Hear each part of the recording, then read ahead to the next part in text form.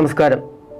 Chelakkara cable vision അവതരിപ്പിക്കുന്ന അതിഥിയുടെ ഏറ്റവും പുതിയ അധ്യായത്തിലേക്ക് സ്വാഗതം. 2025 അതിഥി പ്രോഗ്രാം ആദ്യത്തെ എപ്പിസോഡാണ്. എല്ലാവർക്കും ഹാപ്പി ന്യൂ ഇയർ. ഇന്ന് നമുക്ക് ഏറെ സന്തോഷത്തോടെ നമ്മുടെ അതിഥിയായിട്ട് ഇവിടെ എത്തിയിട്ടുള്ളത് നമ്മുടെ സംസ്ഥാന 63ാം കലോത്സവം കൊടിയിറങ്ങി. തൃശ്ശൂരിനെ ഏറെ അഭിമാനിക്കാം. അതിൽ ഒരുപാട് കലാപ്രതിഭകളെയും കലാതിലകങ്ങളെയും അതുപോലെ തന്നെ കലയിൽ ഔന്നത്യത്തിലെത്തിയിട്ടുള്ള കുട്ടികൾക്ക് ഒരു ആദരവും അവർക്ക് വലിയൊരു അംഗീകാരം കിട്ടുന്ന ഒരു കലാമേളയാണ് നമ്മുടെ സ്കൂൾ യുവജന ഉത്സവം. ഇതിൽ ഏറെ പ്രതിഭാധനരായിട്ടുള്ള ഒരുപാട് വിദ്യാർത്ഥികളെയും വിദ്യാർത്ഥിനികളെയും വാർത്തെടുക്കുന്ന ഈ ഒരു അവസരത്തിൽ നമ്മുടെ ഇന്നത്തെ അതിഥിയായിട്ട് ഇവിടെ എത്തിയിട്ടുള്ളത് പാർവതി എസ് പ്രസാദ് ആണ്. ലളിതഗാനത്തിൽ എ ഗ്രേഡ്.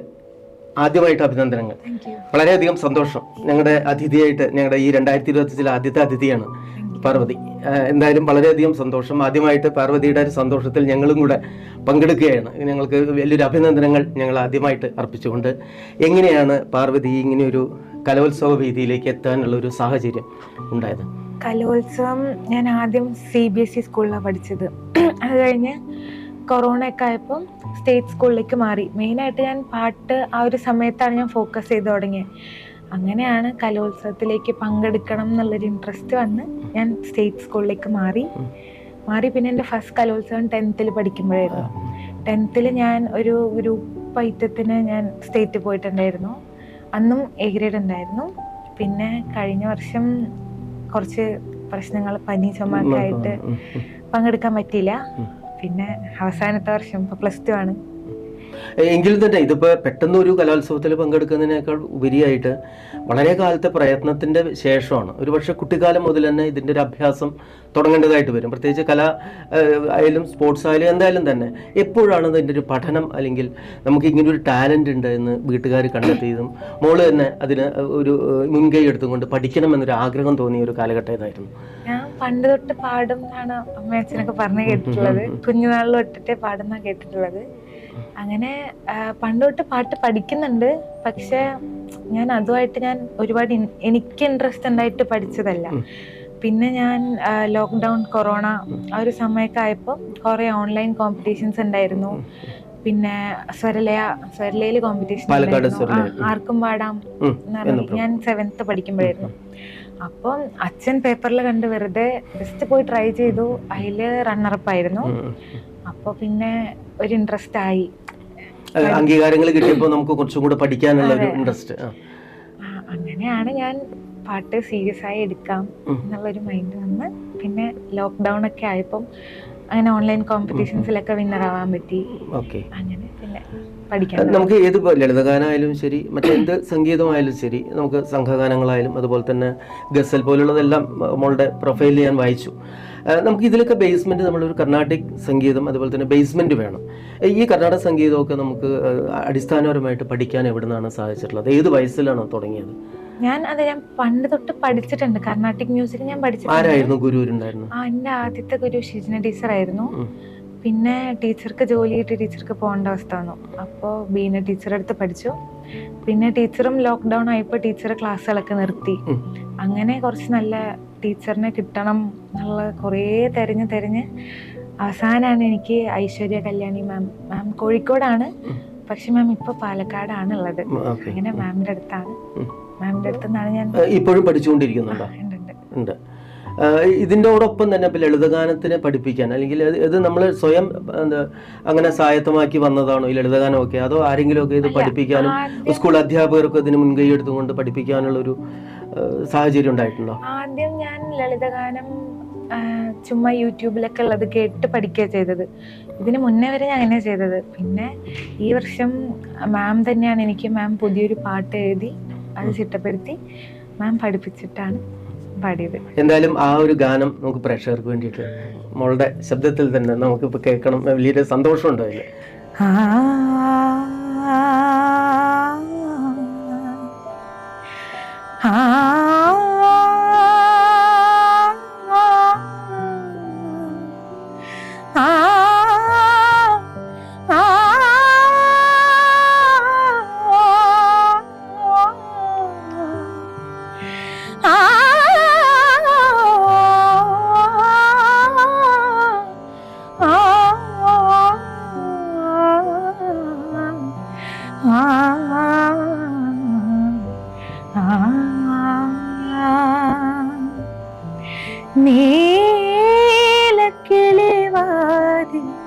പാതിചാരി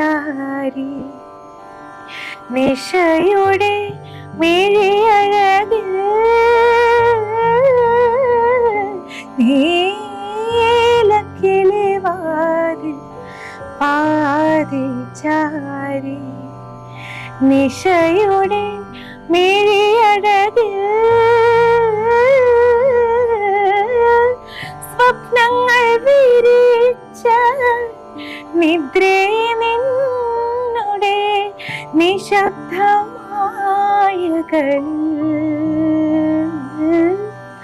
ഞാനലിഞ്ഞു നീലക്കിളിവാതിൽ പാതിചാരി നിശയുടെ മിഴിയഴകിൽ.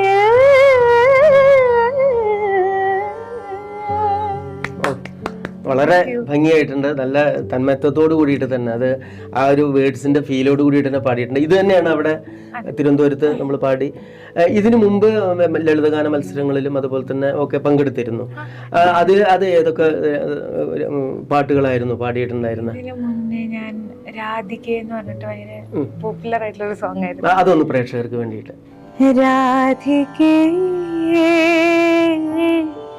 രാധികേ ഘനശ്യാമവർണ്ണന്റെ പ്രിയ നായികേ പ്രജഹൃദയത്തിലെ സുരഗായികേ രാഖിലമാ നിന്റെ മാനസമെന്തിനീ മോഹമേ രാവിൽ വിതുമ്പിടുന്നു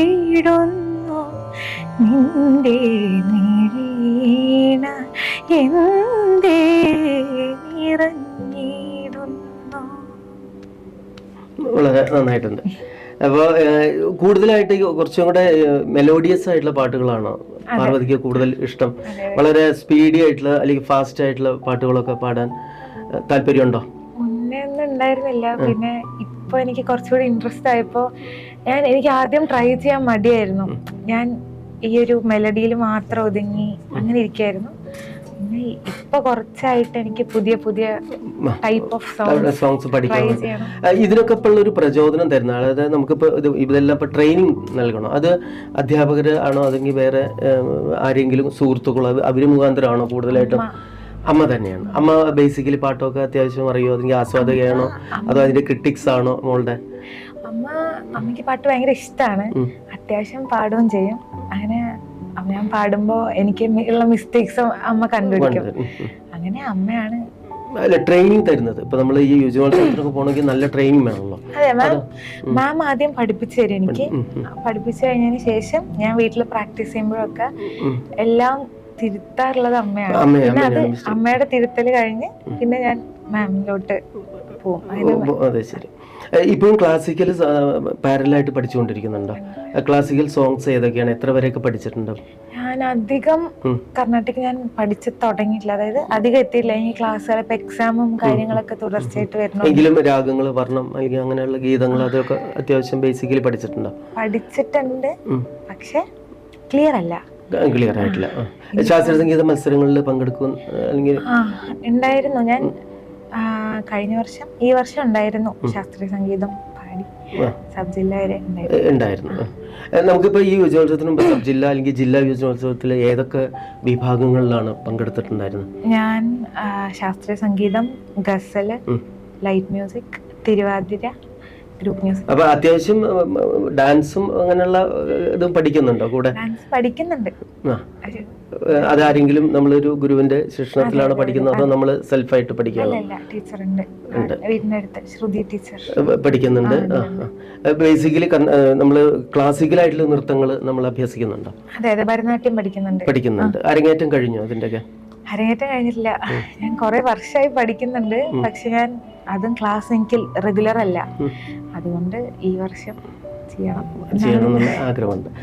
ഇതിനൊക്കെ തന്നെ നമുക്ക് ഇപ്പൊ നമ്മളുടെ പഠിത്തം അതായത് എഡ്യൂക്കേഷൻ എന്ന് പറയുന്നത് വലിയൊരു ഭാഗം, അതുപോലെ തന്നെ അതിൻ്റെ ഒപ്പം തന്നെയാണ് കല. ഈ ഒരുപാട് കാര്യങ്ങൾ പഠിക്കാനുണ്ട്, ട്രെയിൻ ചെയ്യണം. ഇതിനൊക്കെ വീട്ടിൽ നിന്നുള്ള സപ്പോർട്ടും അവരുടേതായ പിന്തുണ എന്തൊക്കെയാണ്? ഞാൻ എൻ്റെ ഈ കലാപരമായിട്ടുള്ള എന്തുണ്ടെങ്കിലും വീട്ടിൽ അമ്മയായാലും അച്ഛനായാലും അതെ. അച്ഛൻ പ്രസാദ്. അതെ.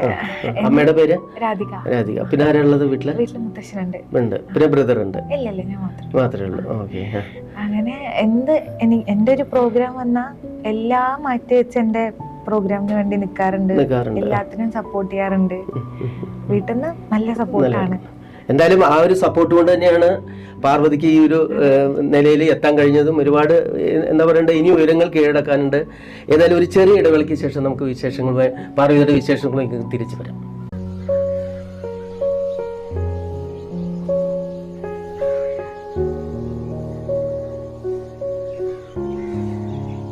Explore and enjoy every moment of your life with our tourist destination Nila Boat Club. നിളയുടെ തീരങ്ങളെ തഴുകി ചെറുതുരുത്തി നില ബോട്ട് ക്ലബിൽ ആസ്വദിക്കാം സായാഹ്നവേളകൾ. റിവർ സഫാരിക്കായി രാവിലെ 8 മുതൽ വൈകിട്ട് 7 മണി വരെ കയാക്കിംഗ്, ബോട്ടിംഗ്, വഞ്ചി സഫാരി, സ്വാൻ പെഡൽ സർവീസുകൾ. രുചി വൈവിധ്യങ്ങളുമായി വെജ്, നോൺ വെജ് ഭക്ഷണത്തോടൊപ്പം ജ്യൂസ്, സ്നാക്സ്, കൂൾ ഡ്രിങ്ക്സ് തുടങ്ങിയ ഭക്ഷണ വിഭവങ്ങളുമായി വിപുലമായ ഫാമിലി റെസ്റ്റോറന്റ് സൗകര്യം. വിനോദത്തിനായി kids park, playground, horse riding, water pool, badminton court, gazebo, open events, walkway, open area ഫംഗ്ഷനുകൾക്കുള്ള സൗകര്യവും ഒരുക്കിക്കൊണ്ട് ചെറുതുരുത്തിയിൽ വള്ളത്തോളിന്റെ മണ്ണിൽ പഴയ കലാമണ്ഡലത്തിന് സമീപം നിള ബോട്ട് ക്ലബ്. ഫോൺ 9866 493434 9676 512345.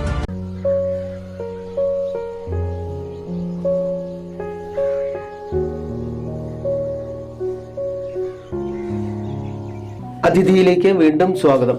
നമ്മൾ പാർവതിയുടെ വിശേഷങ്ങളുമായിട്ടാണ് ഞങ്ങളിങ്ങനെ എന്താ പറയുക സംസാരിച്ചുകൊണ്ടിരിക്കുന്നത്.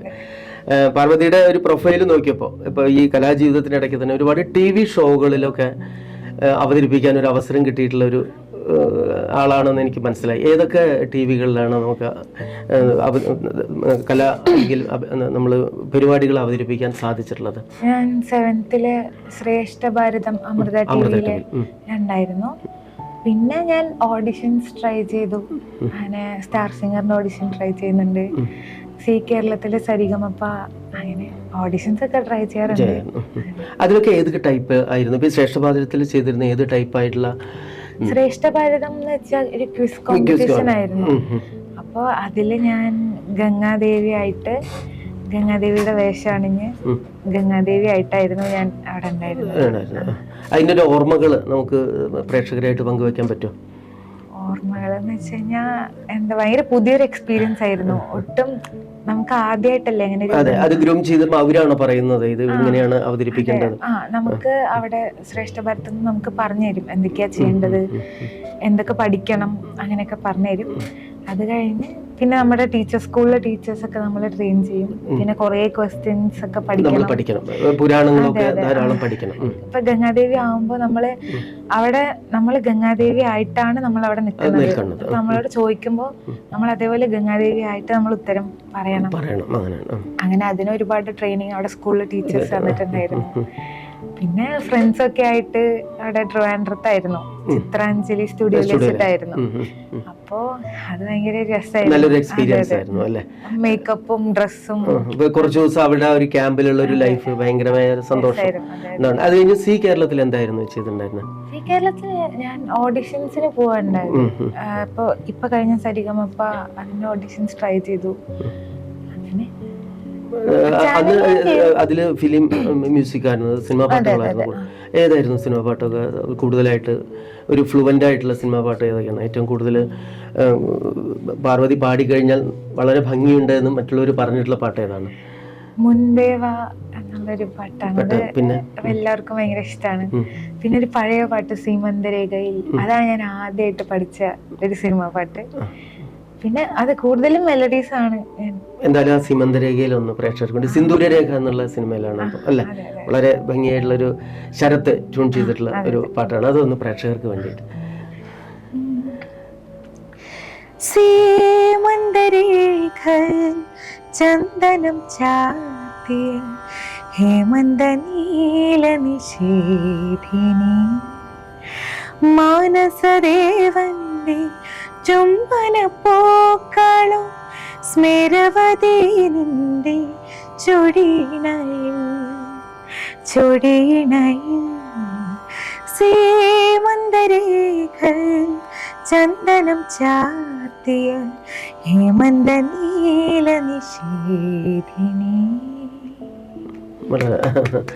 നന്നായിട്ടുണ്ട്. ഇനി മറ്റ് സിനിമാ പാട്ടുകളൊക്കെ ഏതൊക്കെ ടൈപ്പ് പാട്ടുകളാണ് കൂടുതൽ ഇഷ്ടം? ടൈപ്പ് പാട്ടുകൾ ഇഷ്ടം പൊതുവെ കേൾക്കാൻ ഇപ്പോഴത്തെ കുറച്ച് പുതിയ പാട്ടുകൾ, മെലഡീസ്. ഏറ്റവും ഇഷ്ടപ്പെട്ടിട്ടുള്ള സംവിധായകൻ ആരാണ്? സുഷിൻ ശ്യാം, പിന്നെ ജയചന്ദ്രൻ സാർ, ഇനിയിപ്പോൾ നമ്മൾ പുതിയ TV ഷോകൾക്കൊക്കെ വേണ്ടി നമ്മൾ ട്രൈ ചെയ്തുകൊണ്ടിരിക്കുന്നുണ്ട്. അതിനുവേണ്ട ട്രെയിനിങ്ങുകളൊക്കെ ഇപ്പോൾ നമ്മൾക്ക് സെൽഫായിട്ട് ചെയ്തുകൊണ്ടിരിക്കുകയാണ്, പ്രാക്ടീസ് ചെയ്യുന്നുണ്ട്. ഇനി ഭാവി എന്താണ് പരിപാടി? ഇപ്പം ഇനി ഇപ്പോൾ +2 ആണ് അല്ലേ? അതിനുശേഷം സംഗീത രംഗത്ത് തന്നെ പോകാനാണോ ഉദ്ദേശം? ചെയ്യണം എന്നുള്ളൊരു എന്തായാലും തീർച്ചയായിട്ടും അതൊക്കെ സഫലമാവട്ടെ. മ്യൂസിക്കിൽ തന്നെ കൂടുതൽ ഭാവി നമുക്ക് എന്താ പറയണ്ട കാണാൻ കഴിയും. മാത്രമല്ല ഇതിൽ ടാലൻ്റുള്ളൊരു പ്രകൃതമാണ് നമുക്ക് കാണുമ്പോൾ. അപ്പോൾ എന്ത് വന്നാലും അതിൽ നല്ലൊരു ഭാവി ഉണ്ടാവും. നമ്മുടെ പാഷനും നമ്മുടെ പ്രൊഫഷനും ഒക്കെ ഒന്നിച്ചു കൊണ്ടുപോകുമ്പോൾ അതാണ് ഏറ്റവും കൂടുതൽ എന്താ പറയേണ്ട ഏറ്റവും തിളങ്ങി നിൽക്കുന്നത്. അതിൽ നല്ലൊരു ഭാവി ഉണ്ടാവട്ടെ എന്ന് ആശംസിക്കുകയാണ്. ഇപ്പോൾ ഇതിനൊക്കെ വ്യത്യാസമായിട്ട് ഇപ്പോൾ നമ്മൾ സാധാരണ ഇവിടെയുള്ള ഇപ്പോൾ കേരള ഒരു ഇതിൽ ക്ലാസിക്കൽ പഠിക്കും, അതുപോലെ തന്നെ ലളിത സംഗീതം ഉണ്ടാവും, അത്യാവശ്യം മോണോക്ട് ഡാൻസ്. പക്ഷേ ഇതിൻ്റെ ഇടയ്ക്ക് ഗസൽ ഇത് എവിടെ നിന്നാണ് അത് പഠിച്ചത്? ഗസല് അതെന്താ ഉണ്ടായെന്ന് വെച്ച് കഴിഞ്ഞാൽ, ഞാൻ 10th കലോത്സവത്തിന് സമയത്ത് എൻ്റെ സ്കൂളിലൊരു മ്യൂസിക് ടീച്ചർ ഉണ്ടായിരുന്നു. അപ്പോൾ ടീച്ചറായിരുന്നു ഇങ്ങനെ ലിസ്റ്റ് നോക്കിയപ്പോൾ അതിൽ ഗസലുണ്ട്, നീ ട്രൈ ചെയ്യുന്ന പറഞ്ഞു. ഞാൻ ഇതിനു മുന്നേ ഇങ്ങനെ ഒരു ഐറ്റം കേട്ടിട്ടേ ഇല്ല, എനിക്ക് ഇതിനെ കുറിച്ചൊന്നും ഞാൻ ആ സമയത്താണ് ഞാൻ ഹിന്ദുസ്ഥാനി പഠിക്കാൻ തുടങ്ങണത്. അപ്പൊ അതും കൂടി ടീച്ചർ അറിഞ്ഞപ്പോ നീ എന്തായാലും അത് ട്രൈ ചെയ്യേ, കിട്ടിയില്ലയോ, അത് നമ്മള് പാർട്ടിസിപ്പേറ്റ് ചെയ്യണതാണല്ലോ. അപ്പൊ അങ്ങനെ ഞാൻ അത് കഴിഞ്ഞ് ഞാൻ മാമിനെ വിളിച്ചു, വീട്ടിലെത്തി മാമിനെ വിളിച്ചു. അങ്ങനെ മാമാണ് എനിക്ക് ഒരു ഗസൽ പഠിപ്പിച്ചു തന്നു. അത് എന്തായിരുന്നു ആ ഒരു ഗസല്? കാരണം എനിക്ക് ഗസലേക്ക് ഏറ്റവും ഇഷ്ടമുള്ള ഒരു, കാരണം ഹിന്ദുസ്ഥാനിയും അതുപോലെ തന്നെ കർണാടകയും എല്ലാത്തിനും രാഗങ്ങളെല്ലാം മിക്സ് ചെയ്ത് പിന്നെ കുറച്ചുകൂടെ ലാളിത്യത്തോടു കൂടെ ഗസലിൽ നമുക്ക് രാഗങ്ങളെ അവതരിപ്പിക്കാൻ സാധിക്കും. അപ്പോൾ എങ്ങനെയായിരുന്നു ആ ഗസലൊന്ന് പ്രേക്ഷകർക്ക് വേണ്ടിയിട്ട്?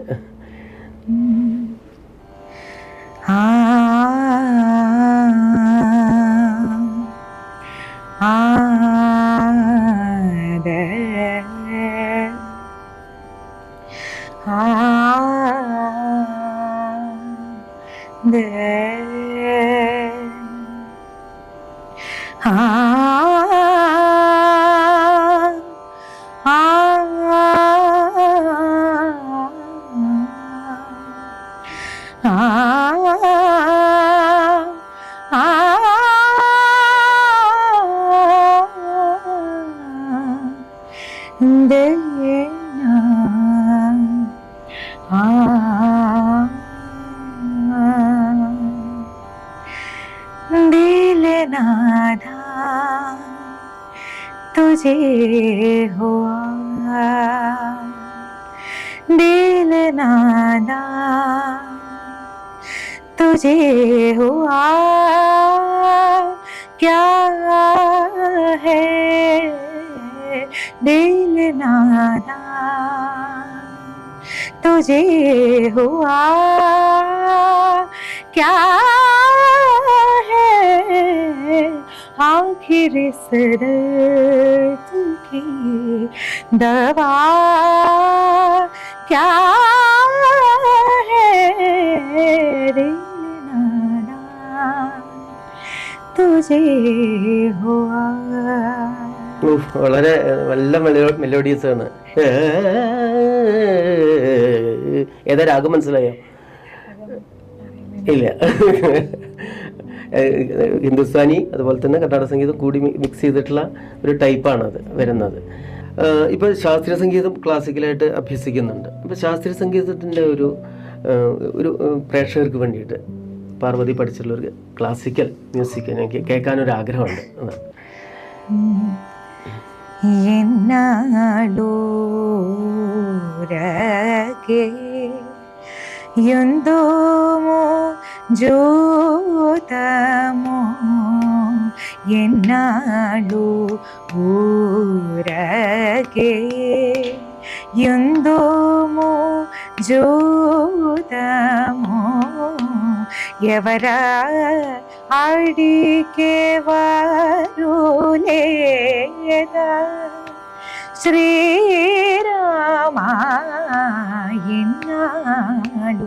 ఊరగే యుందో జూతము ఎవర ఆడికే వారు లేదా శ్రీరామాయణాలు ఊరగే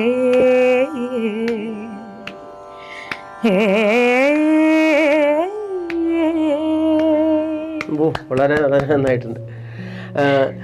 ഇപ്പോൾ നമ്മുടെ ചേലക്കരയായിട്ടുള്ള ഒരു ബന്ധം എങ്ങനെയാണ്?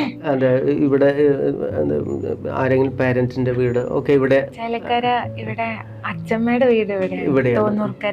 അച്ഛൻ പ്രസാദിന്റെയും അതുപോലെ തന്നെ അമ്മയുടെ ഒക്കെ നാട് എവിടെയാണ്? അച്ഛന്റെ വീട് പുതുക്കോടാണ്. അമ്മയുടെ വീട് നെന്മാറ.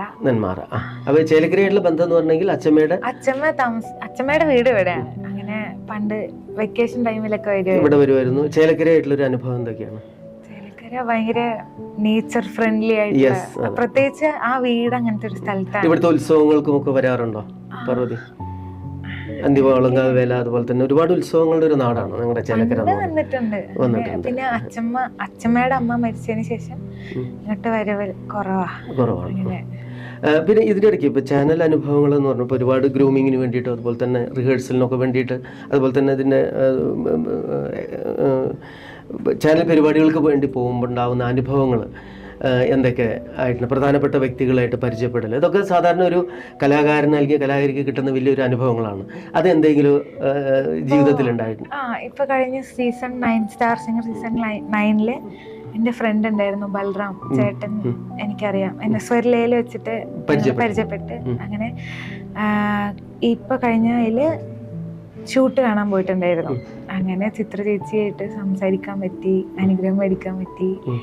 പിന്നെ സിത്താര ചേച്ചി, ഇത് ചേട്ടൻ ഭയങ്കര ഫ്രണ്ട്ലി ആയിരുന്നു. എന്നെ ആദ്യം കണ്ടിട്ടാണെങ്കിൽ പോലും അവരൊക്കെ ഭയങ്കര ഫ്രണ്ട്ലി ആയിട്ട് സംസാരിച്ചു. അങ്ങനെ അടുത്ത സീസണിൽ നമുക്ക് കാണണം എന്നൊക്കെ പറഞ്ഞ് അങ്ങനെ നല്ലൊരു എക്സ്പീരിയൻസ് ആയിരുന്നു അത്. എന്തായാലും അതൊക്കെ വലിയൊരു ജീവിതത്തിലെ വലിയൊരു എക്സ്പീരിയൻസ് ആയിട്ട് തന്നെയാണ് പാർവതി കാണുന്നത്. സന്തോഷം. എന്തായാലും വളരെയധികം സന്തോഷം. കാരണം ഈ ഹിന്ദുസ്ഥാനി സംഗീതവും കർണാടക സംഗീതവും അതുപോലെ ലളിത സംഗീതവും ഇത് ഒന്നിച്ചു കൊണ്ടുപോകുന്ന ഒരു എന്താ പറയേണ്ട ഒരു കഴിവ് എന്നുള്ളത് എക്സ്ട്രാ ടാലൻറ്റഡ് ആയിട്ടാണ്. ഞങ്ങളൊക്കെ സാധാരണ അതിനെ എന്താ പറയുക പ്രശംസിക്കാൻ നമുക്ക് വാക്കുകളില്ല. കാരണം ഇത് മൂന്നും കൂടി മിക്സ് ചെയ്ത് കൊണ്ടുപോകാൻ വളരെയധികം വിഷമാണ്. കാരണം ഇത് മൂന്ന് തരത്തിലാണ് നിൽക്കുന്നത്. പക്ഷേ എങ്കിലും ഈ മൂന്നിൻ്റെയും വഴികളും അതുപോലെ തന്നെ അതിൻ്റെ ഭാവങ്ങളൊക്കെ ഒന്ന് തന്നെയാണ്. അപ്പോൾ ഇത് ഒന്നിച്ചു കൊണ്ടുപോകുമ്പോൾ തന്നെ നമുക്ക് സംഗീതത്തിന് കൂടുതൽ നല്ല ഭാവങ്ങൾ നൽകാൻ നല്ല ദിശ നൽകാൻ ഒപ്പം തന്നെ അത് അവതരിപ്പിക്കാനും കൂടുതൽ ഭംഗിയും കുറച്ചും കൂടെ എന്താ പറയേണ്ട കളർഫുൾ ആക്കാൻ സാധിക്കും എന്നുള്ളതാണ് എനിക്കൊക്കെ സംഗീതം ആസ്വദിക്കുന്ന ഒരു വ്യക്തി എന്നുള്ള രീതിയിൽ എനിക്ക് മനസ്സിലാക്കാൻ സാധിച്ചിട്ടുള്ളത്. എന്തായാലും തീർച്ചയായും തന്നെ ഇനിയും ഒരുപാട് ഉയരങ്ങൾ കീഴടക്കാൻ പാർവതിക്ക് സാധിക്കട്ടെ. ഇനിയും യുവജനോത്സവം മാത്രമല്ല മറ്റ് TV ഷോസ് അതുപോലെ തന്നെ പൊതുവേദികളിൽ ഒപ്പം ഇനി സംഗീതം അഭ്യസിക്കണം, പഠിക്കണം. അടിസ്ഥാനപരമായിട്ട് ഇനിയും ഡിഗ്രി കംപ്ലീറ്റ് ചെയ്യണം, PG കഴിയണം എന്നുള്ള ഒരു റിസർച്ച് ചെയ്യണം എന്നുള്ളൊരു ആഗ്രഹം കൂടെ മനസ്സിലുണ്ട് എന്ന് എനിക്ക് മനസ്സിലായി.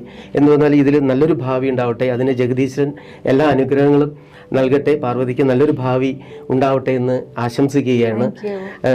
എന്ത് തോന്നുന്നു നമുക്ക് ഇവിടെ വന്നപ്പോൾ ഇങ്ങനെ ഒരു ഇന്റർവ്യൂ ചെയ്തപ്പോൾ പാർവതിക്ക് പ്രേക്ഷകരോട് പറയാം? എക്സ്പീരിയൻസ് ആണ്, അതുകൊണ്ട് അതിൻ്റെതായിട്ടുള്ള ചെറിയ ബുദ്ധിമുട്ടുകളൊക്കെ ഉണ്ട്. അയ്യോ, അത് ഞങ്ങളുമായിട്ട് സംസാരിച്ചപ്പോൾ ഫ്രീ ആയിട്ട് സംസാരിക്കാൻ പറ്റി.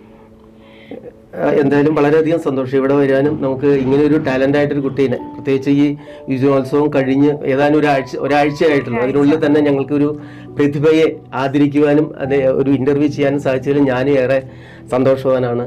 എന്തായാലും അതിഥിയുടെ ഈ ഒരു എപ്പിസോഡ് ഇവിടെ വൈൻഡപ്പ് ചെയ്യുകയാണ്. മറ്റൊരു അതിഥിയുമായിട്ട് അടുത്ത ആഴ്ച ഇതേ ദിവസം ഇതേ സമയം.